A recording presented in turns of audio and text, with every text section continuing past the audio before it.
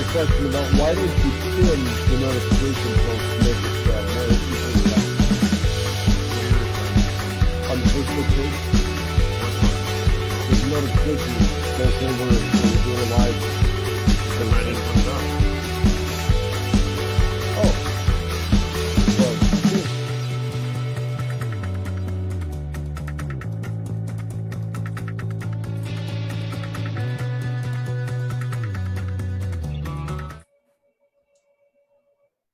How's my makeup look? Good. Good.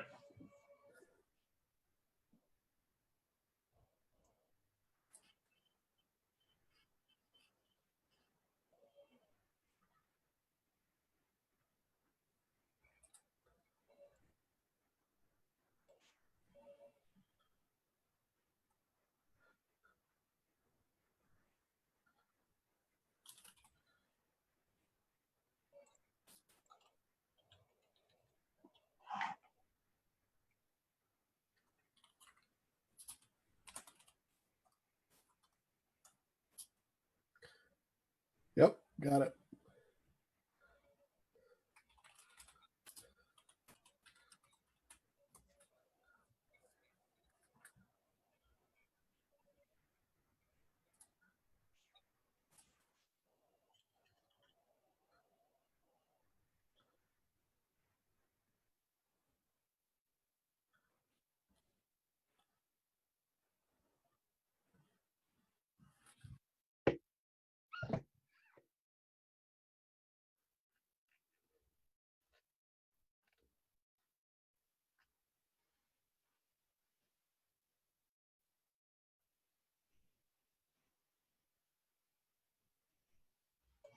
I mean, personally, I haven't used it, so I don't know that I necessarily have a lot to contribute on that one. I know the ranges don't like it sometimes because it doesn't recycle to the extent that brass does, but you know, it's picked out with a magnet, so it's not that much of a deal, I don't think. Yeah, I mean, casing, my understanding is most ranges are not in favor of steel casing because generally speaking, that's going to be a less expensive round to buy. And some of that includes steel cores in the lead itself. And so kind of as a blanket, a lot of ranges say no steel casing, no steel cores, but they use the word casing. And I mean, the casing itself is fine. I mean, every gun's a little bit different. Sometimes a gun might like it more than another. I've used them plenty of times. They seem to work fine. I mean, great for outdoor shooting.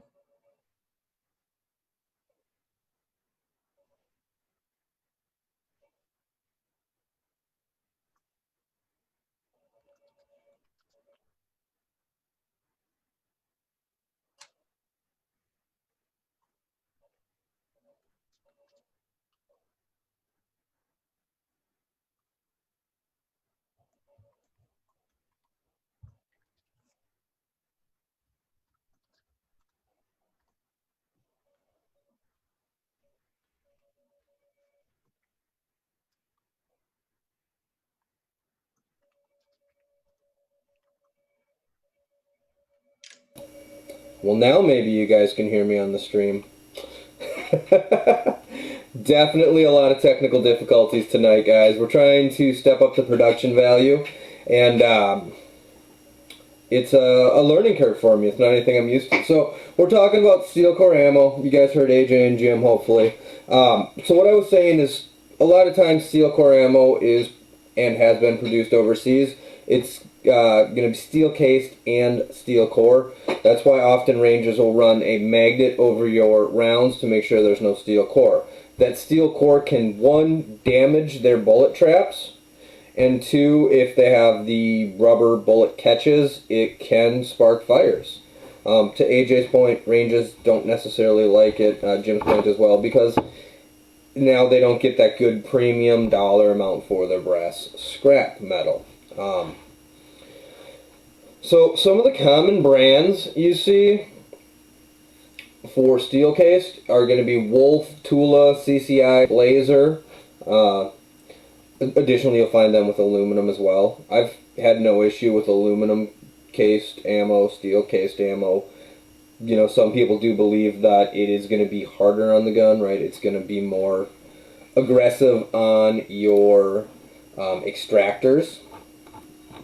I don't know if that's really a valid concern. I don't know. Is there anything you guys have heard? Have you heard that before?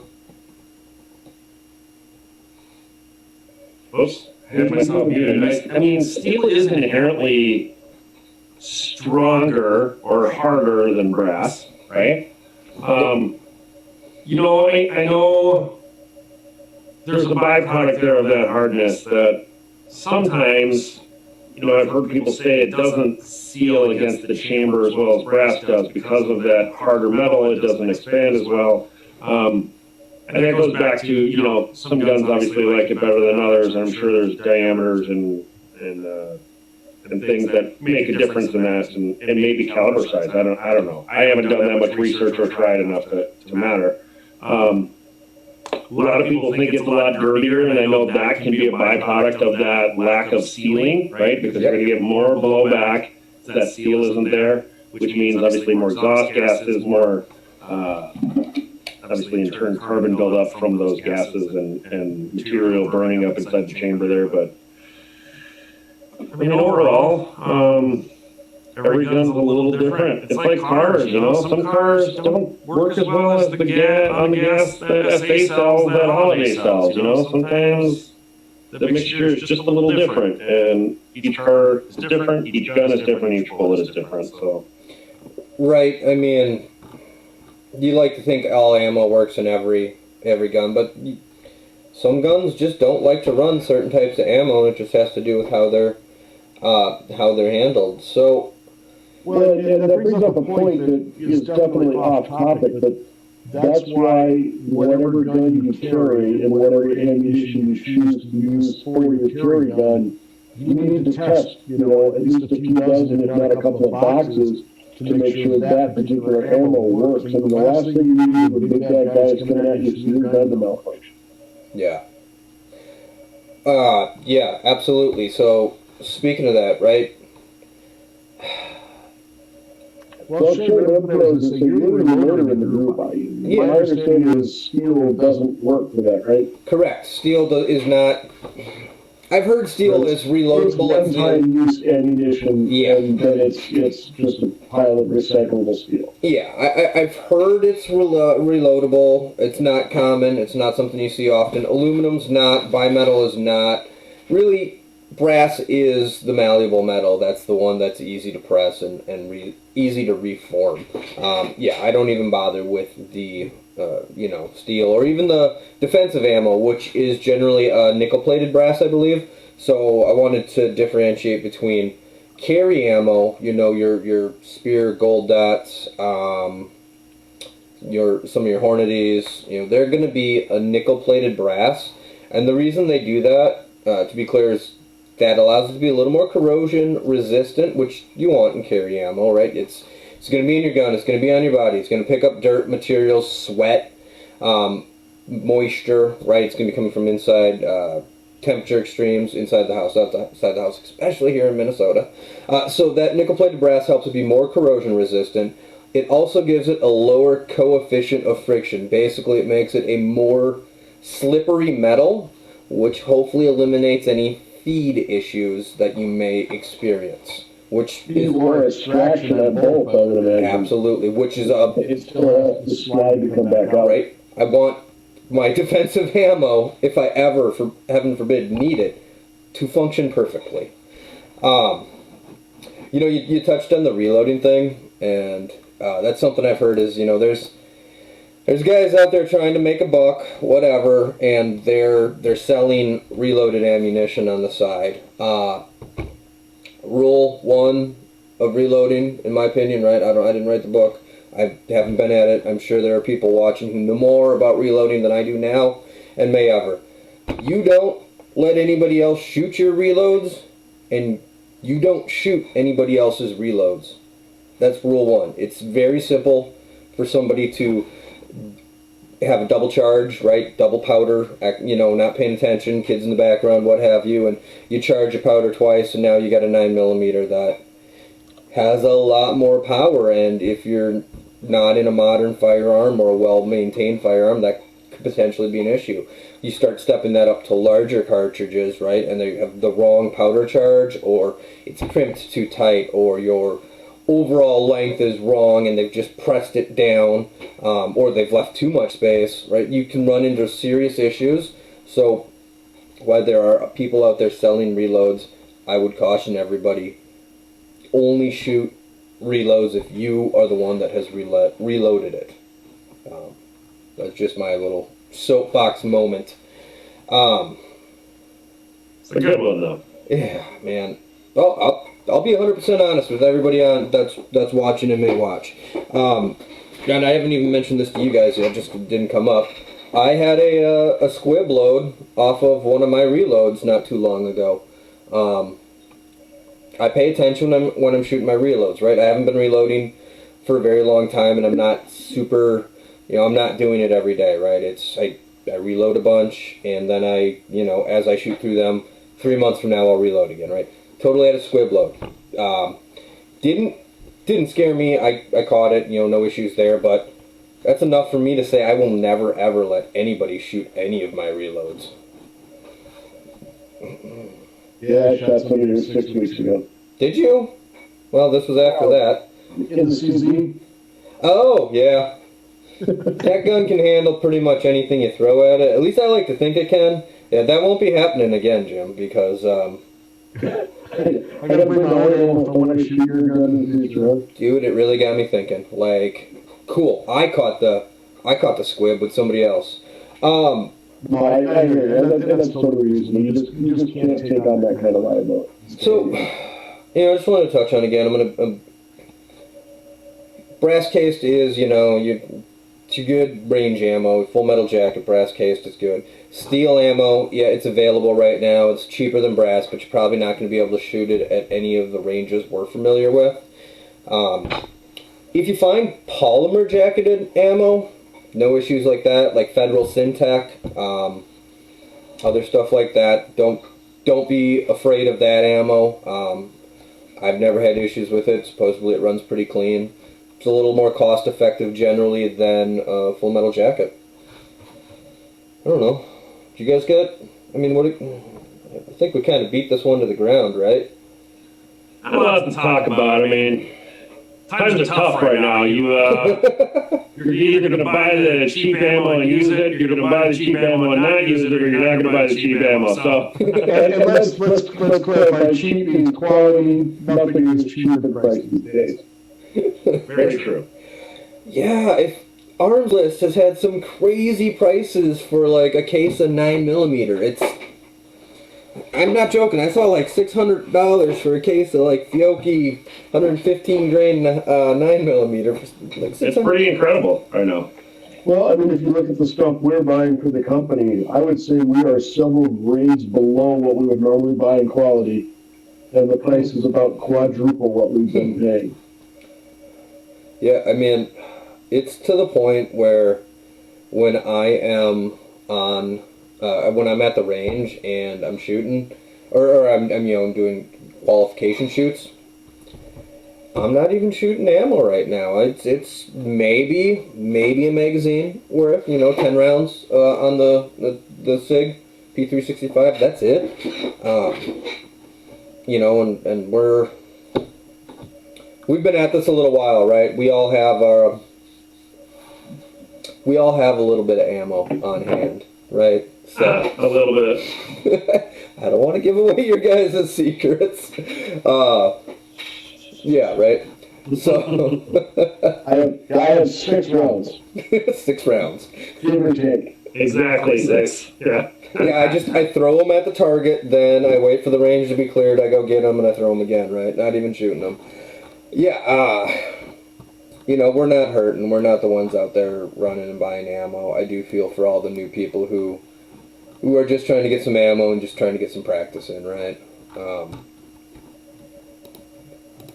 If we're lucky, second quarter of 2021, maybe we'll have ammo.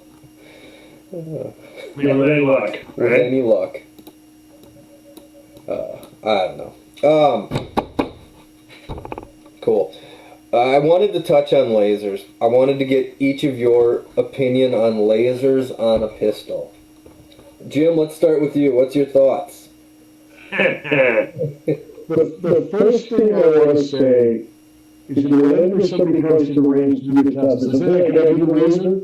I'm like, I don't care, but you better be really freaking good. I'll let you know the first time it happens. The guys with the lasers are the worst shooters.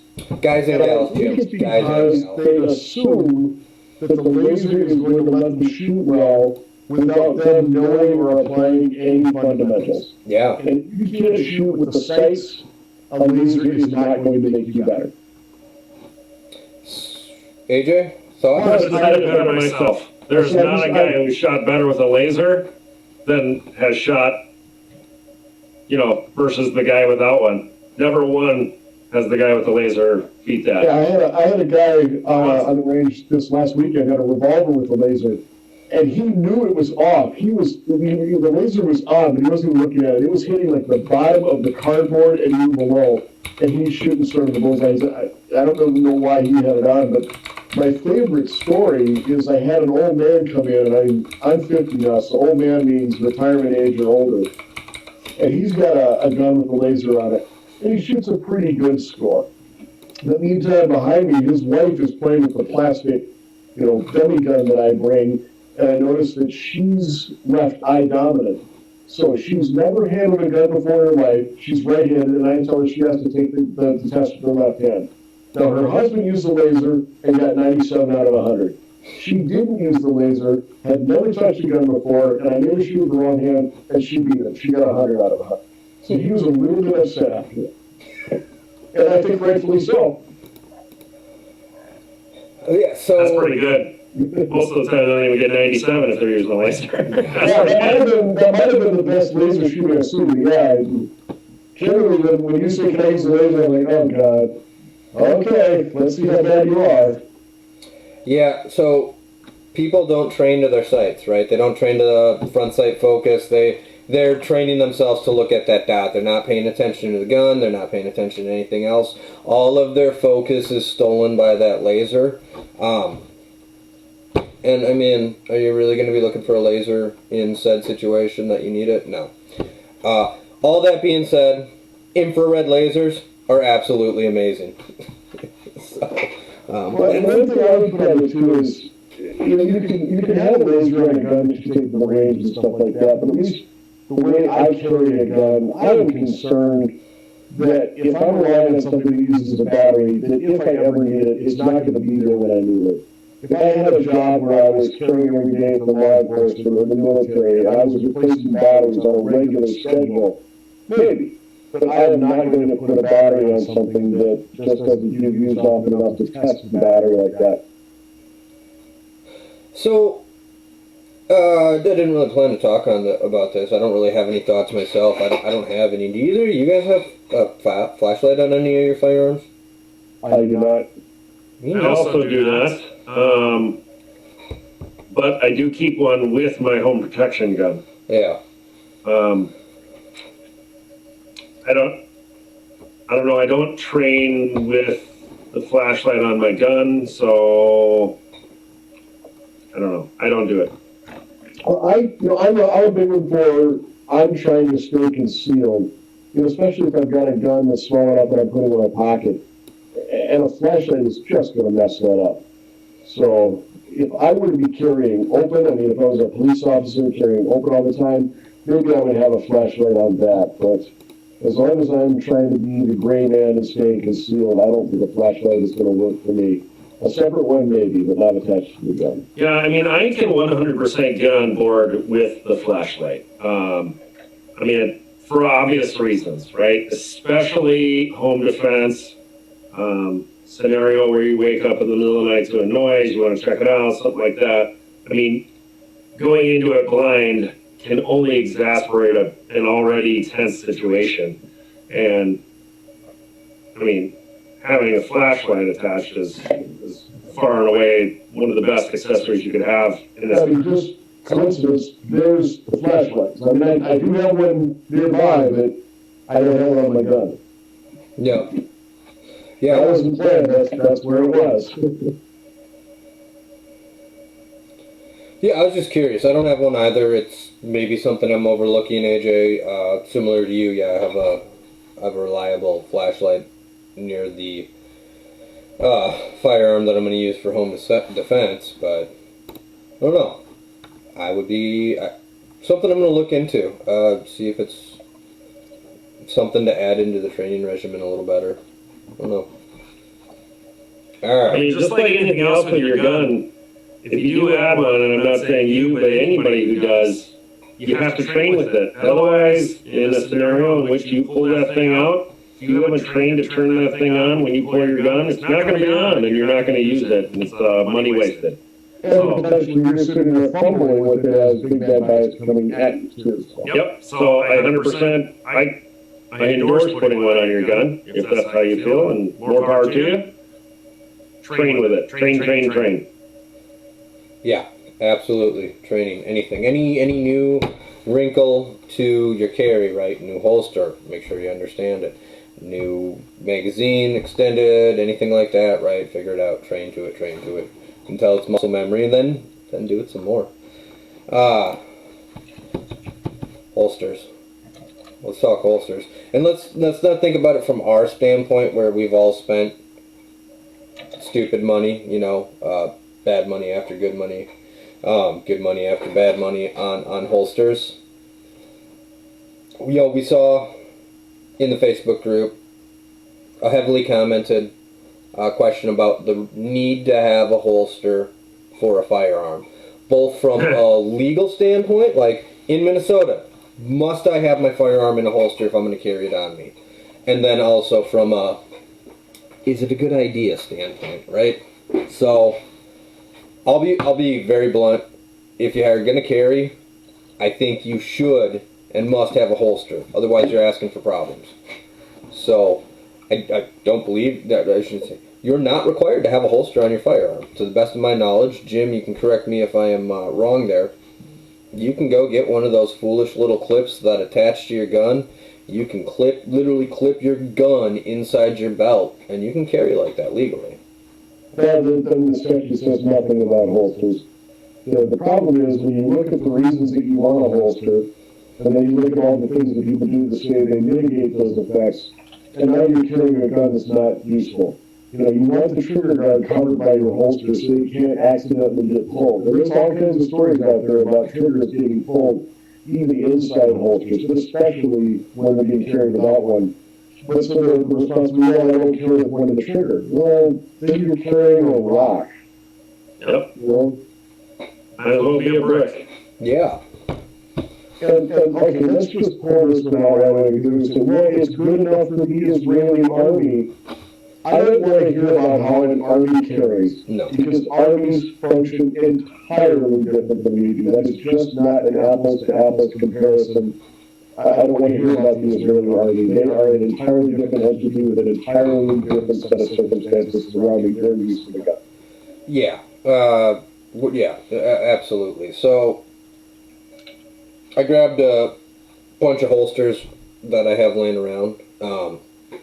Figured, show them off, talk about them a little bit, get your guys' input on them.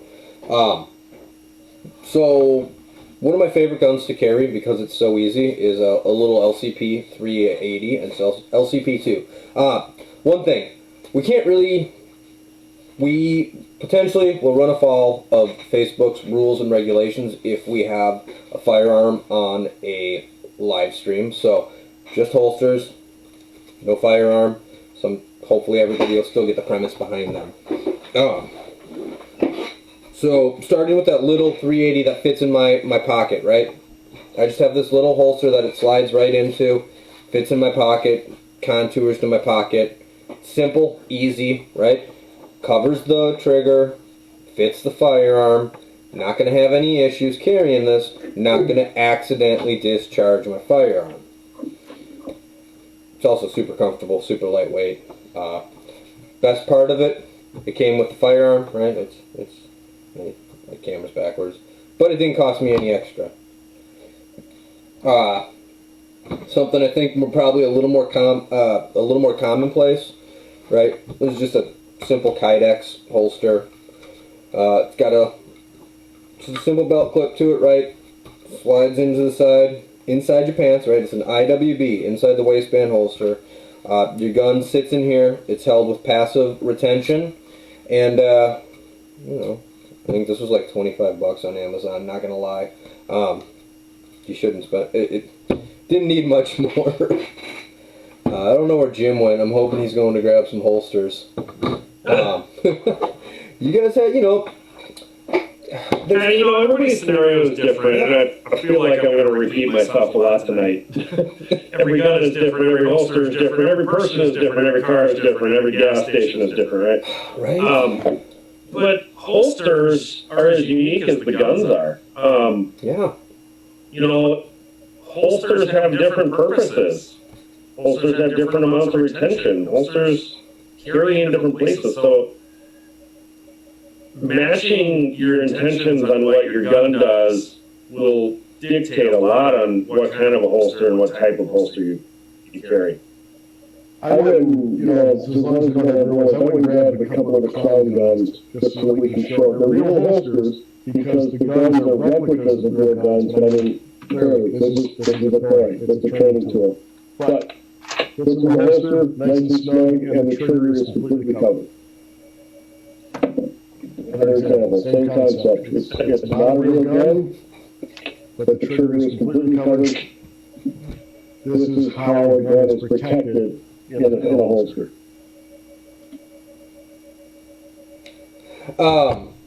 You have a lot of fake guns that have holsters that fit them.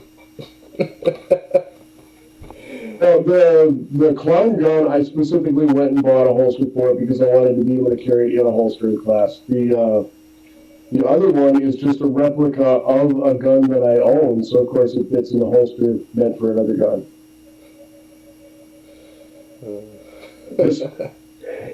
I was looking around for this holder store when I realized, oh, it's on my belt. Nice. Nice. To AJ's point, you gotta try out a bunch of holsters. You're gonna buy some that make, that fit, that work, don't work, right? For me, a lot of people like Alien Gear holsters. I think they're a quality product. I couldn't carry with it. It didn't fit me well. And it's not a judgment on the holster. It didn't suit me well. Personal preference. Yeah. A lot of it. Honestly, these cheap Kydex holsters, I love them. They like I said, this is like $25 on Amazon. Absolutely wonderful. Yeah, so make sure it's in frame there. There's a slew of them, right? Like this here is just a trigger guard holster, right? Got a piece of paracord on it. I loop this around my belt. This goes around the trigger guard, fully covers the trigger. It can sit in my pocket safely. I practice my draw on how I pull it out as I'm drawing, right? This attached to my belt loop, pulls it right off the firearm, ready to go. I'm saying, like, this, an appendix rig. I mean, no joke, there's like, it's like $400 worth of holsters I just showed you guys. Didn't show you this one, which is the outside the waistband. It's by far the most expensive one. It's a Safari Land holster. Get it in the light there. It's also super comfortable, but I had to go through 2 or 3 iterations of this, right? Before this I had a Blackhawk Serpa. I liked it, but Blackhawk Serpas have some, I don't know how to phrase it. There's some concern. I would say reputation problems. Yeah. Or engineering. Yeah. Yeah, that's it's a poor reputation based on what many feel to be a bad design. I mean, they were literally the golden child for a few years there. Yeah. And then we realized that, the button is right in line with the trigger, which was actually intentional so that your finger rested right where it was when you went to grab it. The problem with that is when holstering or unholstering, your finger can, and many people have, hit the trigger, pulling or reholstering their gun. And, you know, you get a negligent discharge, and sometimes it landed in a leg or a thigh. Yep. Absolutely. I think the holster itself is great. The retention is great. The problem is the release and the position of it, you know? Well, my understanding too is if it's at all dirty, it's possible to get dirt under the mechanism, and now it won't unlock, so your gun's not coming off your belt. Interesting. I used one for a very long time. I don't think I've ever cleaned it. So, the Black Hawk Serpa thing. I recently sold a firearm that I did have a Black Hawk Serpa holster for. I haven't carried it with that holster in years. When I sold the gun, I sold it with all the other holsters I had for it. I did not sell that Black Hawk Serpa with it just because I just wasn't comfortable, you know, providing that to somebody who was a new firearm owner, and, you know, yeah, I just was concerned about the potential there. So, yeah, just good quality holsters. Okay. What's your guys' take on, are you familiar with the Urban Carry holster? I believe the term you're looking for is hot garbage. AJ, you look like you don't know what we're talking about. No. So, That's that little pouch that hangs completely inside your pants. Oh, that thing. yeah. Yeah, I don't know how I feel about that. I know how I feel about it, but, don't. I think it looks ridiculous. You know what it is? You know what it is that I don't like about it? I'll be damned if that doesn't throw me into dad bod territory with the cell phone on my hip.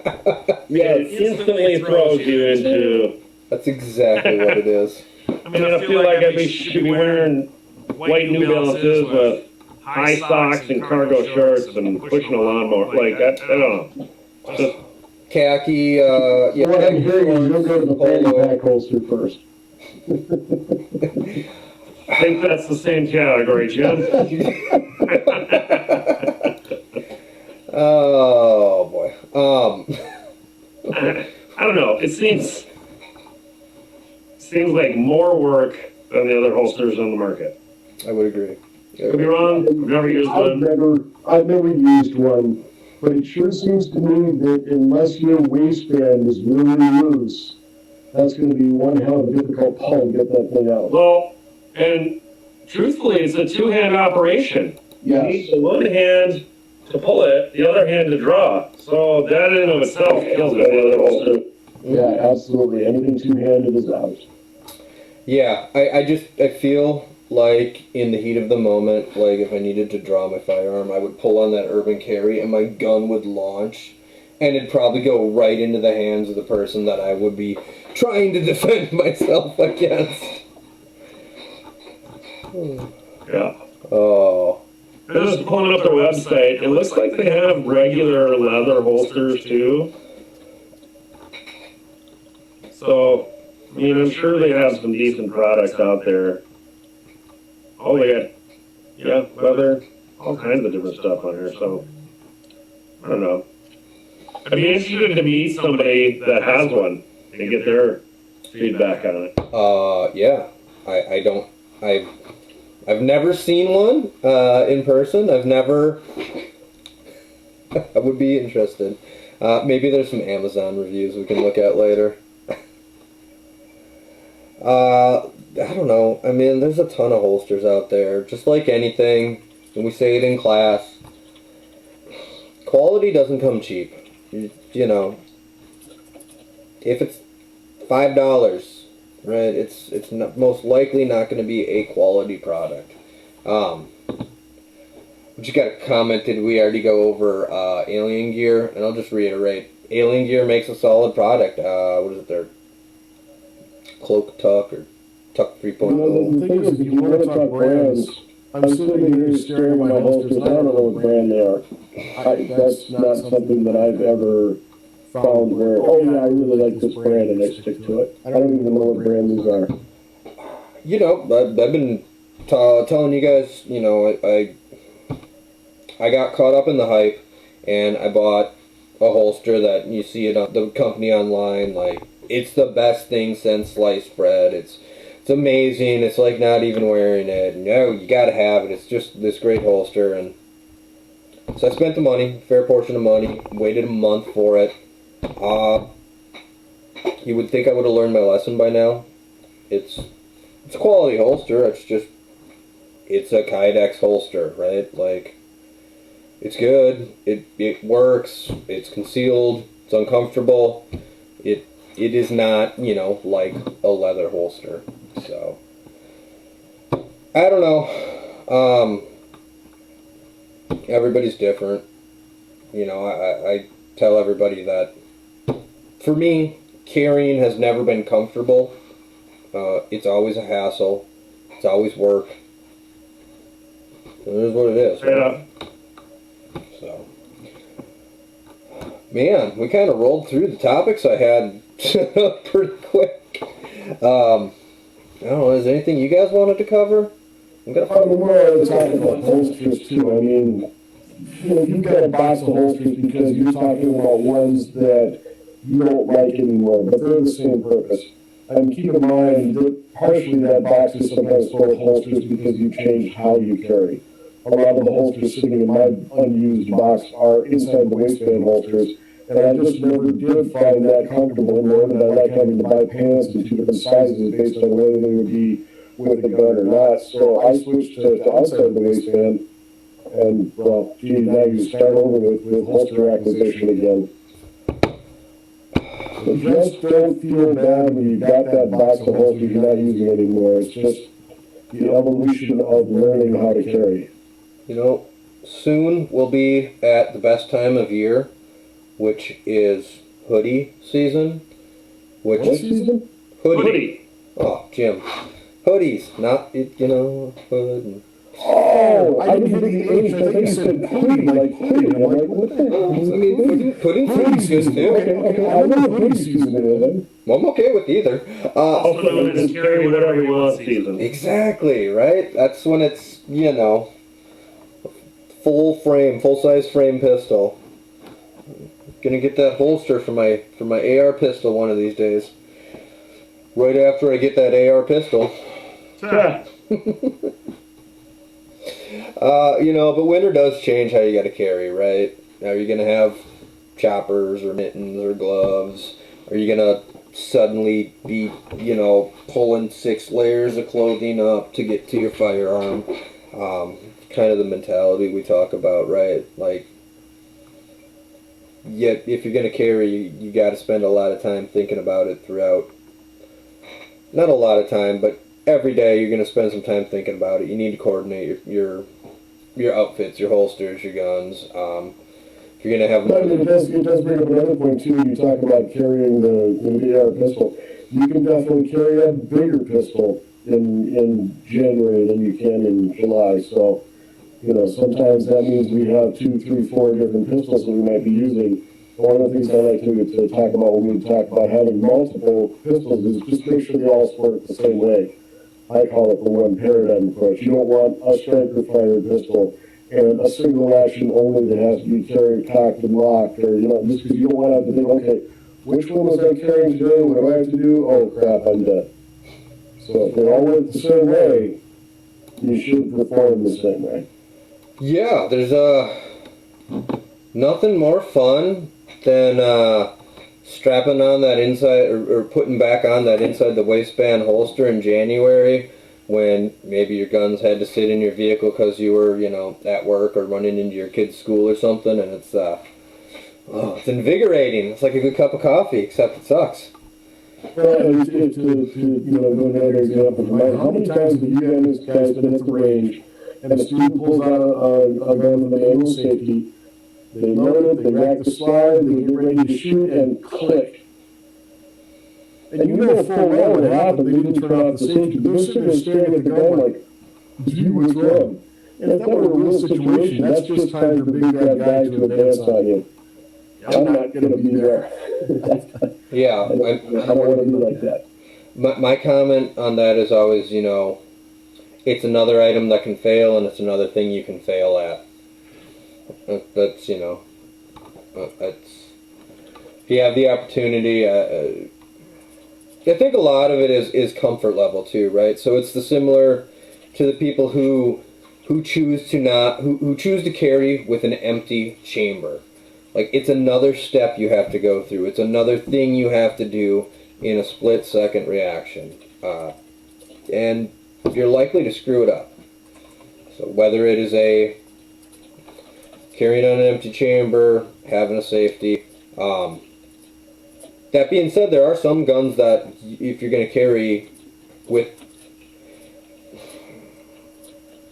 There are some guns you need to have a safety on. If you're going to carry like a hammerback situation with one. Oh yeah, single action only, you know, 1911 stun gun absolutely has to be carried cocked and locked, and that's fine. But I mean, you have got to train drawing and turning off that safety to make sure that it's automatic. Yeah. We intend to have an actual presentation on that in the next few weeks, as a buddy of mine carries that way and has carried a gun with a badge next to it for many years, and he wants to be the tradition. Like, it's an entirely different approach to how you carry and how you practice drawing and getting ready to fire. Yeah. Yeah, absolutely. Well, is there anything else you guys want to dive into? We still got to fill a The little only more. thing I can think of is, you know, you were talking about going into hoodie season, and you kind of brush the surface of it's going to change how you carry, which is true. But it should also change how you train. I like to stress this a lot in our classes that, you know, we obviously have two very dramatic seasons with a little gray area on each end, right? So getting into the colder seasons, you're going to wear bigger clothes, you're going to wear those gloves, you're going to wear those choppers, you're going to, you know, be in and out of the car maybe when you're fueling more often, things like that. So what I like to stress, especially telling people to train, bring those things to the range with you. Bring your jacket, bring your hoodie, bring your gloves. And, you know, I mean, nobody wants to stand in an outside gun range when it's 0 degrees outside and do those things. And I understand the idea that maybe you don't want to bring those things all into an indoor gun range, but, you know, maybe you can bring some of them. Wear your hoodie and wear a pair of gloves or your choppers, and at least practice throwing those off when you go to pull your gun, you know, moving that sweatshirt, moving that jacket, doing different things. A lot of these things you can do at home also with an empty gun, a decoy gun, you know, a gun loaded with dummy rounds, things like that. So try different things, train, because if you don't train, your brain's going to turn off in a pressure situation, and you're not going to react how you think you're going to. No, you're absolutely right. You've got to train with what you're wearing. And if 95% of the time you are carrying, you happen to be wearing something like a sport coat, you should have a sport coat that you wear to the range. I mean, just about every time. I mean, one that you don't mind getting covered in lead dust, because it's going to happen. But yeah, you've got to know how to get that sport coat out of the way when you pull the gun, or whatever you're going to wearing as the season changes. Go down to the Goodwill, get yourself a gun range sport coat for $10. Get crazy, you know? Yep. Yeah, okay, AJ, I'm glad you touched on training at home. I'm a big advocate of doing what you can at home. It's expensive to go to the range. You can't... Generally, you cannot draw from a holster or draw from concealment on a range. Yeah, I think I'll let you turn on the lights for your flashlight technique. Look, everybody just bear with me. I need to do this. Yeah, I'm a big advocate of training at home, you know. You gotta do it safely, right? Clear gun, dummy gun if you have one, you know, clown guns as Jim calls them. You know, for me... Well, I call this one the clown gun just because of the colors. Somebody else called it that, and I've just stuck with it. You know, but I go in my garage, right? I thought you were saying clone. Clown. No, think Pennywise.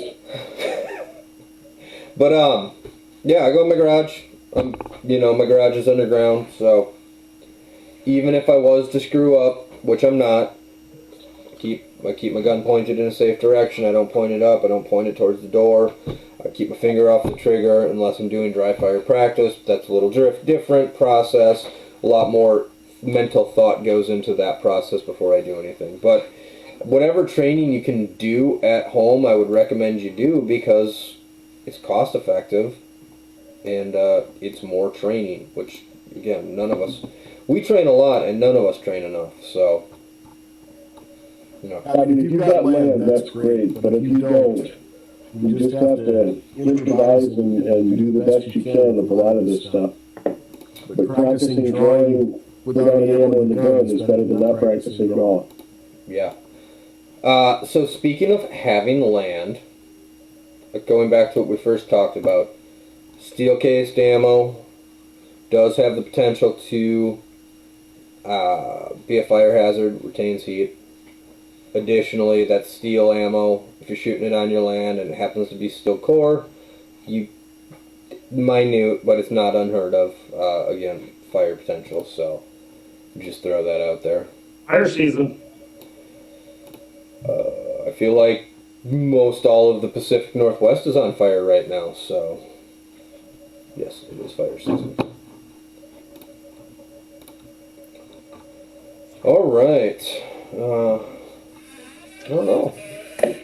Maybe we'll just wrap it up a little early this week, which isn't fitting with all of my technical difficulties that I had. Yeah, we apologize. We're trying to make this better and better and better, and in the process we're trying some new technologies, and they don't all work the way we want them to in the first try. So yeah, it's a learning curve. We're trying to bring some higher production value to it. As always, this will be available on YouTube tomorrow. I would encourage you all, go subscribe to our YouTube channel if you don't mind. It's TC. I gotta subscribe still. Yes, you should. We have like 6 subscribers. If both of you I love subscribe, seeing myself on YouTube. I don't. I don't like seeing myself in a mirror, let alone on. Yeah, You don't like seeing me on YouTube? No, I don't. I don't like seeing any of us on YouTube. How's that? Oh, Well, I know. you're the one that's putting us there. Yes, I am. I'm also looking. We all got a face for radio. Oh, right. That's why we need to figure out how to do a podcast on this and get this listed as a podcast. I'm sure that would help a little bit. So yeah, you know, if you're not viewing this on our if you're viewing this on Facebook, go ahead and look for Twin Cities Carry group on Facebook.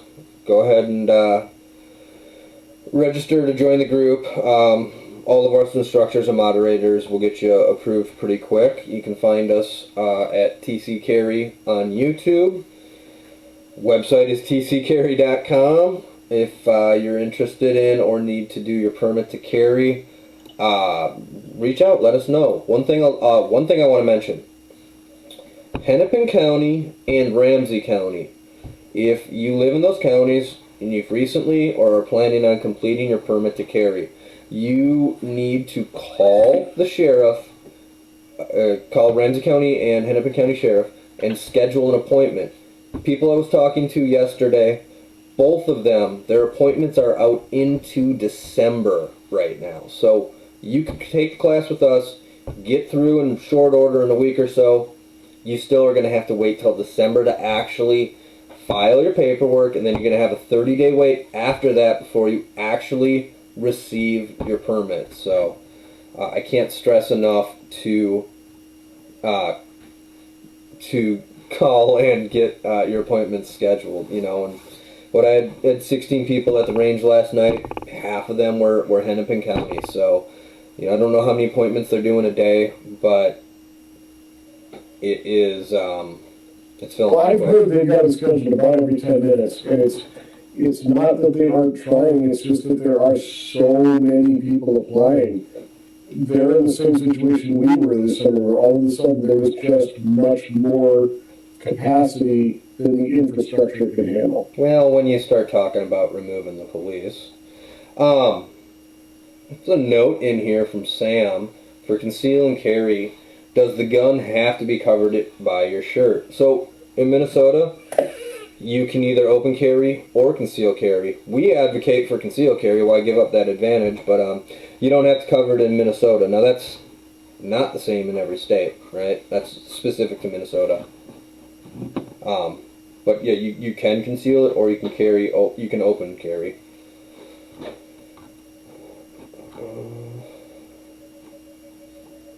Sort of the answer is for concealed, yeah, it does have to be covered by something because otherwise it's not concealed. But there's no requirement or legal. No, I'm just saying that if you want to carry concealed, there is an implication that there is something covering it. Yeah. So. You know, I know that some states, even printing is considered brandishing. Oh, yeah, I mean, Florida's a great example of that. I mean, Florida concealed is defined and strict, and don't be not perfectly concealed if you're interacting with a law enforcement officer. Yeah. Absolutely. All right, guys. We managed to fill almost an hour. I'm impressed with that. Sure, did you want to address the question that was asked on there too about, you know, buying from an actual reloading company? Yeah. I know that the Rangers typically don't like to buy from those companies either, even in shortage of times like this, unless they are, you know, a real standalone corporation with a physical address, and, you know, they actually have the reputation akin to an ANDA manufacturer. They're not going to buy from, you know, Joe, you know, Friendly, who's set up a reloading press in his garage and then just filed for an incorporation in Delaware to sell ammo to people. Yeah.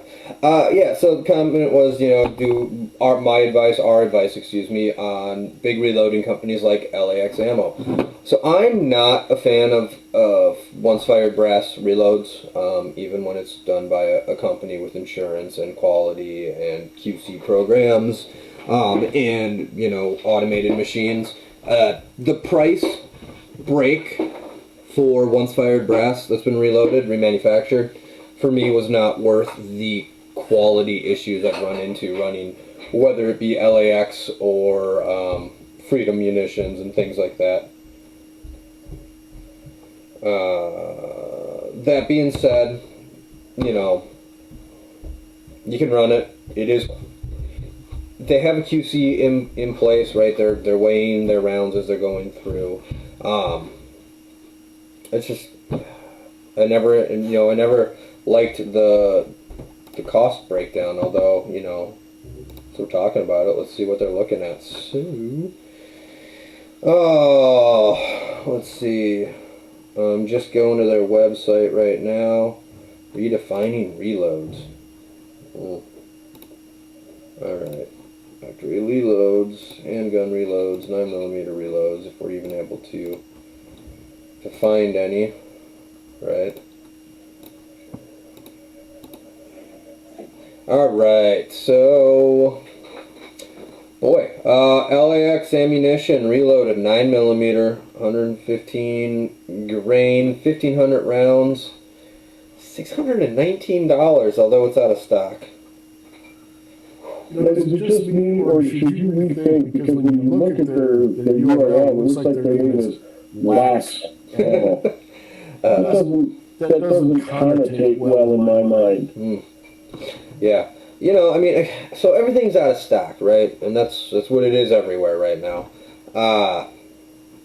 You know, I mean, LAX ammunition reloaded 9mm, 147 grain. Looks like it normally retails at $11.75 a box. You know, I don't know what it was before COVID, before protests.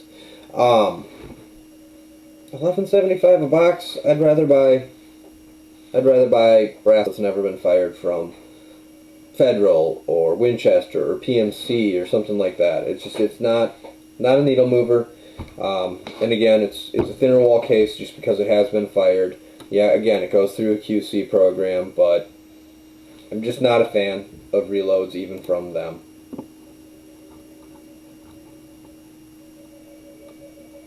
LX 38 Super reloads compared to other sources.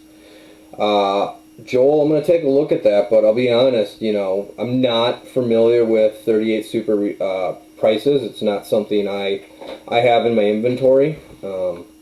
Well, keep in mind, Joel just recently bought a 38 Super to be his carry gun, so Nice. that's his new favorite caliber. I can understand why.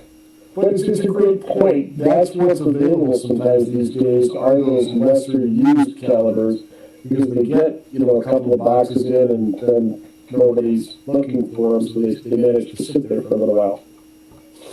The 38 Super, other oddball stuff might be there, but I mean, 38 Super is one of those cartridges that just kind of never caught on because it was always the second fiddle to some other new thing every time. Right. But you look at the ballistics on a 38 Super, it's a pretty viable cartridge. Oh, yeah. Oh, man. LAX ammunition, reloaded 38 Super, 124 grain hollow point, 500 for $129.99. Also out of stock. Oh, everything's out of stock. Yeah, you're seeing a lot of weird stuff. That's why I wanted to touch on the steel case, the aluminum case, right? You're seeing a lot of brands, a lot of that maybe are not common. It's really, people are kind of just pulling everything out of the rafters in the back of the closet right now.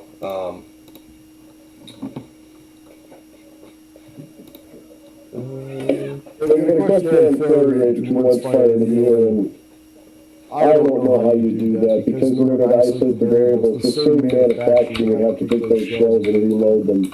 Otherwise, you're going to see all kinds of other potential reasons that you got a failure. The only place I could think that would have done something like a study like that would probably be Lucky Gunner. They do a lot of stuff like that, but I don't know that I've seen anything on, on that. I don't know that anybody's ever really done anything on that. So maybe Lucky Gunner or Pew Pew Tactical. I would check either there. I'll do a little research after this if I can find something. I'll come back and reply to that comment with a link.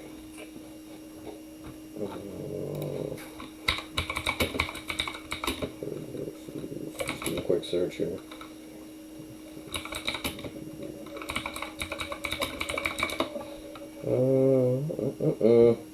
That is definitely not about firearms. I'll look into it later. Cool. Alright, well, I think we'll call it there. Appreciate the comments. Appreciate you guys sitting through the technical difficulties. We'll be back in 2 weeks. We'll have the bugs ironed out, have our audio cleaned up a little bit, and we appreciate it. That being said, Jim, AJ, we'll talk to you later. You guys have a good night.